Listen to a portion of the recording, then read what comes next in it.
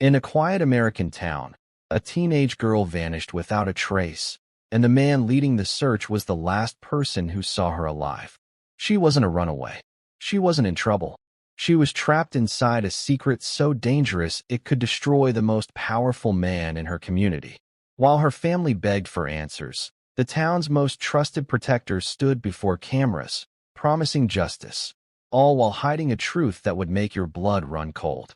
Every hour that passed brought her closer to a fate no one could imagine, and the closer investigators got to the truth, the harder someone worked to bury it. What really happened to her? And why was the law itself trying to make her disappear? Watch until the end, because the truth in this case is more terrifying than fiction. Subscribe to Final Destination Bloodlines and turn on notifications so you never miss a story the world tried to erase. In the coastal town of Riverview, Oregon, Sheriff Daniel Cross was more than just law enforcement. He was an institution. People didn't just respect him, they relied on him. He was the man parents called when their teenagers didn't come home on time. The man store owners trusted to keep crime away. The man everyone believed would always do the right thing. Married to Rachel Cross and the father of 2 teenage daughters, Daniel appeared to have the perfect life. A clean reputation, a warm smile, a voice that made people feel safe. To the public, he was untouchable. And that was exactly why no one noticed when the line was crossed. Lena Brooks had been part of the Cross family for as long as anyone could remember. She was Daniel's youngest daughter's best friend, the kind who walked into the house without knocking, grabbed snacks from the kitchen, and curled up on the couch like she belonged there. Because she did. Lena's father, Marcus Brooks, was one of Daniel's deputies. The 2 men had worked side by side for over a decade. They had shared holidays, barbecues, and late-night shifts. Their families were intertwined. Daniel had known Lena since she was born.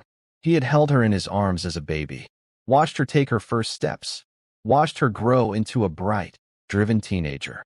To Lena, Daniel wasn't just the sheriff. He was Uncle Dan, a second father, someone she trusted without hesitation. And that was the problem. By the time Lena turned 17, something had changed. She wasn't the little girl running through the Cross family backyard anymore. She was tall now, confident, full of dreams. She wanted to work in federal law enforcement one day, maybe the FBI, maybe Homeland Security. She talked about it constantly, about wanting to escape Riverview and become someone important. Daniel noticed, not just because he was proud, but because he was watching her. One afternoon, Lena stopped by the sheriff's office to wait for her father. She'd done it 100 times before. But that day, Daniel saw her through the glass wall of his office and felt something twist inside him. She looked different, older, and instead of looking away, he kept staring. Marcus wasn't back yet, so Daniel stepped out of his office with a calm smile. "Hey, Lena," he said warmly. "Your dad's still out. Why don't you wait in my office?" There was nothing suspicious about the offer. Why would there be? He was family. So Lena followed him. She sat across from him, flipping through framed photos of awards and newspaper clippings on his shelves. Daniel asked her about school, about her future, about her plans. Then he leaned back in his chair and made the offer that would change her life forever. "You know," he said casually, "I have connections. If you really want to get into federal law enforcement, I could mentor you, help you get a head start." Lena's eyes lit up. "You'd really do that?" Daniel smiled. "Of course. But it's serious work, not something everyone needs to know about." And just like that, a secret was born. From that moment on, everything changed. What started as mentorship became private meetings. What started as advice became dependency. What started as opportunity became control. And Lena, who trusted Daniel more than anyone, had no idea she was walking straight into a nightmare. Because the most dangerous predators don't look like monsters. They look like heroes. At first, nothing about their meetings felt wrong. Daniel told Lena it was all about her future. They met in his office after school, sometimes in his patrol vehicle parked behind the station, sometimes at a quiet diner on the edge of town where no one from Riverview ever went. He talked about federal agencies, about investigations, about how power really worked behind the scenes. Lena listened like a student hanging on every word. He made her feel special, different, chosen, and slowly, without her realizing it, He made himself the center of her world. Daniel began telling Lena things he said he'd never told anyone else. He complained about his marriage, about how lonely he felt, about how no one understood him. "You're the only one I can talk to," he told her one afternoon. Lena didn't know it then, but that sentence was a hook. She wanted to help him. She wanted to be there for him. And Daniel knew exactly how to use that. The compliments followed. "You're more mature than any girl I've ever known. You don't think like other kids. You're special, Lena." She was 17. He was nearly 40. And he was carefully breaking down every wall. Daniel warned her constantly. "If anyone finds out about our meetings, they'll twist it. They won't understand." He said people were jealous of her, that they'd try to destroy her future, that even her own father could ruin everything if he misunderstood. So Lena stayed quiet. She stopped talking about Daniel at home. She deleted messages. She lied about where she was going, because Daniel had convinced her that silence was the price of success. It happened in Daniel's office, late one evening. The station was nearly empty. Rain tapped against the windows. The building was quiet. Daniel closed the door. He told her he cared about her, that he felt connected to her, that what they had was different. And when he kissed her, Lena froze. Part of her knew it was wrong. Part of her felt confused. And part of her was terrified to say no.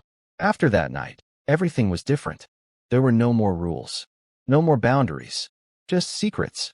Daniel told Lena they had to be careful. "No one can ever know," he said. "Not your dad. Not my wife. Not anyone." And Lena believed him. She was scared. She was trapped. And she didn't know how to escape a man who held all the power. Because in Riverview, the law didn't protect her. The law was the one hurting her. Lena knew something was wrong before the test even confirmed it. She was tired all the time. Nauseous. Her body felt different. When the pink lines appeared, her hands started shaking. She was pregnant. And there was only one possible father. Lena didn't want to tell him. She was scared of what he might do. But she had no choice. They met in his patrol vehicle behind an abandoned marina, where the fog rolled in thick and no one could see inside.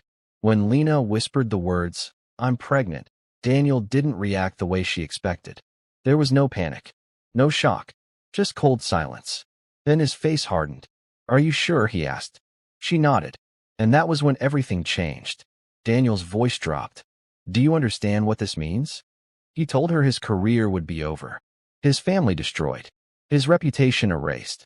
And then he said the words that made Lena's blood run cold. "This can never come out."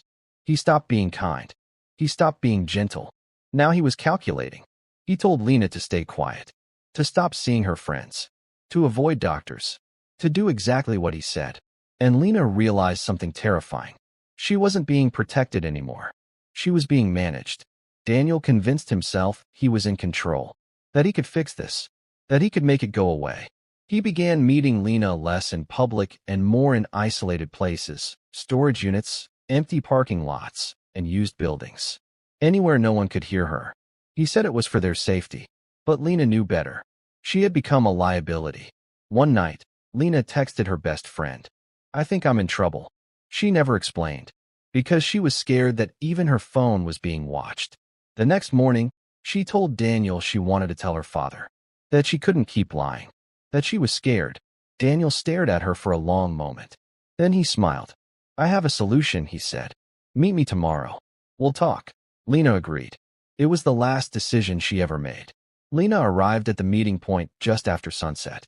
Daniel had chosen a quiet stretch of road outside Riverview, where the pine trees crowded so close together they swallowed the light.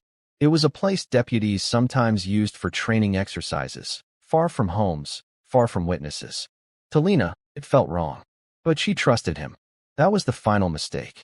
When Lena didn't come home that night, her father Marcus Brooks was the first to panic. Her phone went straight to voicemail. Her friends hadn't seen her. Her bed was untouched. By morning, the entire sheriff's department was mobilized, and the man in charge of the search was Daniel Cross. He stood before cameras, promising to bring Lena home. He comforted Marcus. He told the town not to lose hope, all while knowing exactly where she was. Daniel controlled everything. Which roads were searched, which tips were ignored, which areas were cleared. He told deputies Lena was probably a runaway, that she might have left town, that they shouldn't rush to conclusions. Days passed. Posters went up, but Daniel made sure no one looked where they needed to. What Daniel didn't know was that Lena had left behind a trail. Her phone records showed repeated late-night calls to one number. Daniel's. One of Marcus's fellow deputies noticed it. At first, he thought it was a mistake. Then he checked again. And again. The truth was impossible to ignore.